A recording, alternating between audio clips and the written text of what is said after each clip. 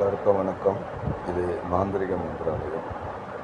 நிறைய பேர் சோழி பிரசன்னம் பற்றி போடுங்க அப்படின்னு சொல்லி கேட்டிருந்தாங்க. இந்த சோழி பிரசன்னம் அப்படிங்கிறது மொத்தம் 12 முத்துக்கள், 12 சோழி. இந்த சோழி எந்த சோழியுமே ஒரு பின்னம் இல்லாமல் இருக்கும். பின்னம் இல்லாமல் எந்த ஒரு இதுவும் இல்லாமல், அதாவது கருப்பு இருக்கக்கூடாது, உடஞ்சிருக்கக்கூடாது, அந்த மாதிரி பின்னங்கள் இல்லாமல் இருக்கணும். இந்த சோழி அது ரொம்ப முக்கியம். இந்த சோழி போடுறதுக்கு முன்னாடி நம்ம அதுக்கான ஒரு எந்திரம் ஒன்று எழுதி வைக்கணும்.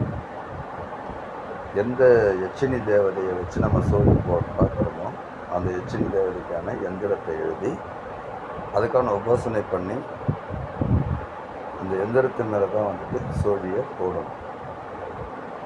சோழி 12 சோழின்னு சொன்னேன். இப்போ 12 சோழியில் ஒரு சோழிக்கு 12 பலன்கள் காட்டும், 12 வழிமுறைகள் பலன்கள் காட்டும்.